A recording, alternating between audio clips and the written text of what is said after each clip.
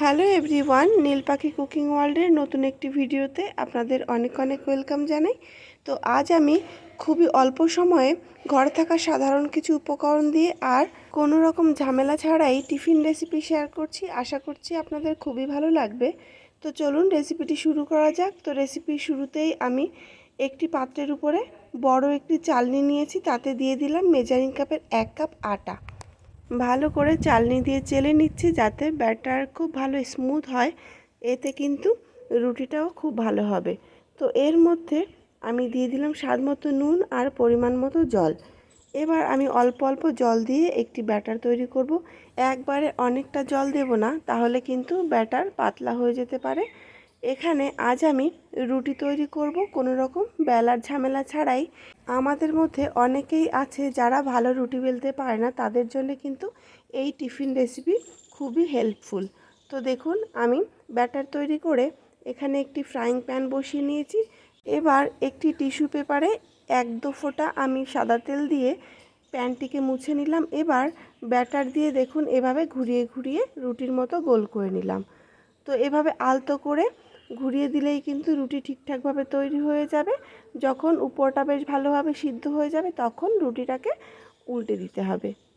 তো আমি স্প্যাচুলা দিয়ে একটা সাইড একটু তুলে নিয়ে হাত দিয়ে উল্টে নিলাম। আপনারা চাইলে খুন্তি কিংবা স্প্যাচুলা দিয়েই উল্টে পাল্টে নিতে পারেন, তবে খেয়াল রাখতে হবে রুটিটা ছিঁড়ে না যায়। তো এবারে আমি উল্টে পাল্টে খুব ভালোভাবে রুটিটা সেঁকে নিলাম।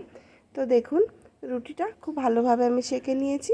তো একইভাবে আমি সমস্ত রুটি সেঁকে নিলাম। এভাবে কিন্তু আমরা বেলার ঝামেলা ছাড়াও রুটি তৈরি করতে পারি আর যে কোনো সবজির সাথে সার্ভ করতে পারি। এবার একটি কড়াই বসিয়ে নিয়েছি। কড়াই বেশ ভালোভাবে গরম হয়ে গেলে সাদা তেল দিলাম, আর তেল বেশ ভালোভাবে গরম হয়ে গেলে একটি ডিম ভেঙে নিলাম। পুর তৈরি করতে হবে, তবে এই টিফিন রেসিপিতে পুর তৈরি করার ঝামেলাও একেবারেই কম। তো আপনার হাতের কাছে যে কোনো সবজি আপনার পছন্দ মতোই দিয়ে নিতে পারেন। তো আমার হাতের কাছে আলু ভাজি ছিল, সেটিই দিয়ে নিলাম। আপনারা চাইলে আলু সিদ্ধ কিংবা আপনার পছন্দ মতো যে কোনো সবজি কিন্তু এখানে ইউজ করতে পারেন। আলু ভাজির রেসিপি আপনাদের সকলেরই জানা, যার জন্য সেটা আর ডিটেলসে শেয়ার করছি না। তো এর মধ্যে আমি ছোট ছোট করে কুচিয়ে রাখা পেঁয়াজ দিয়ে দিলাম, একটি মাঝারি সাইজের। নেড়ে চেড়ে নিলাম। তো 2 থেকে 3 মিনিট আমি মিডিয়াম ফ্লেমে নেড়ে চেড়ে নেওয়ার পর দিয়ে দিচ্ছি ধনেপাতা কুচি। এখানে আপনাদের কাছে ধনেপাতা কুচি না থাকলেও কিন্তু এটা নাও দিতে পারেন। তো ধনেপাতা কুচি দেওয়ার পর আবারও একটু নেড়ে চেড়ে নিচ্ছি। গ্যাসের ফ্লেম একই অবস্থাতে আছে। আবারও 1 থেকে 2 মিনিট একটু নেড়ে চেড়ে মিশিয়ে নিলাম। এবার দিয়ে দিচ্ছি সামান্য চিনি। এর জন্য কিন্তু এই টিফিন রেসিপির টেস্ট অনেক বেশি ভালো হবে। নেড়ে চেড়ে মিশিয়ে নিলাম। আমি এখানে নুন ইউজ করছি না, কারণ আলু ভাজিতে আগে থেকেই লবণটা দেওয়াই ছিল। সবশেষে উপর থেকে একটু চাট মশলা ছড়িয়ে দিচ্ছি। ব্যাস, এবারে সম্পূর্ণ উপকরণ দেওয়া হয়ে গেল। নেড়ে চেড়ে মিশিয়ে নিলাম। পুর এবার সম্পূর্ণ রেডি, নামিয়ে নিতে হবে। তবে যাতে এই আলু ভাজির পুরের বাইন্ডিংটা খুব ভালো হয়, ভেতর থেকে বেরিয়ে না আসে, তার জন্যে যে রুটি তৈরি করার আটার গোলাটা আমার কাছে একটু অবশিষ্ট ছিল, সেখান থেকে 2 চামচ নিয়ে আরও 2 চামচ জল অ্যাড করে পাতলা করে আমি দিয়ে নেড়ে চেড়ে নামিয়ে নেব। তো আপনারা যদি সিদ্ধ আলু এখানে ইউজ করেন তাহলে এই আটার গোলাটা দেওয়ার কোনো দরকার নেই। তো এবারে পুর সম্পূর্ণ রেডি। একটা একটা করে টিফিন রেডি করে নেব। তার জন্যে একটি রুটি নিয়ে নিলাম।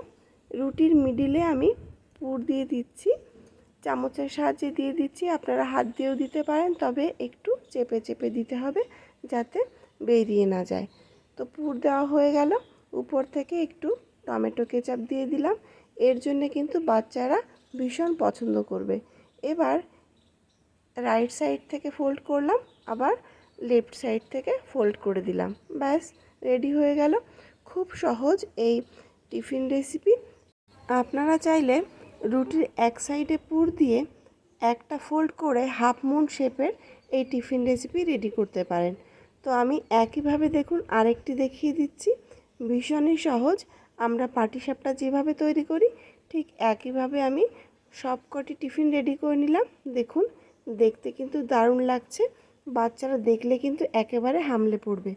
তো অবশ্যই একবার ট্রাই করবেন। এবার ফ্রাইং প্যান আবারও বসিয়ে নিয়েছি, খানিকটা সাদা তেল দিয়ে নিলাম। এখানে আপনারা চাইলে সাদা তেলের সাথে একটু ঘি অ্যাড করতে পারেন, কিংবা বাটারও অ্যাড করতে পারেন, কিংবা শুধুমাত্র সাদা তেলেও এই রেসিপি রেডি করতে পারেন। তো একবারে আমি 2টি করে রোল সেঁকে নেব। তেলটাকে আমি একটু নেড়ে দিলাম যাতে 2টি রোলই সমানভাবে তেলটা পায়। এবার একটা সাইড যখন হালকা ফ্রাই হয়ে এলো তখন আমি উল্টে দিচ্ছি।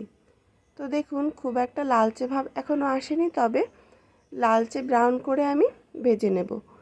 তো উল্টে দেওয়ার পর 1 চামচ ঘি আমি অ্যাড করছি। তো এখানে কিন্তু আপনারা চাইলে নাও দিতে পারেন, শুধুমাত্র সাদা তেলেও এই টিফিন রেডি করতে পারেন।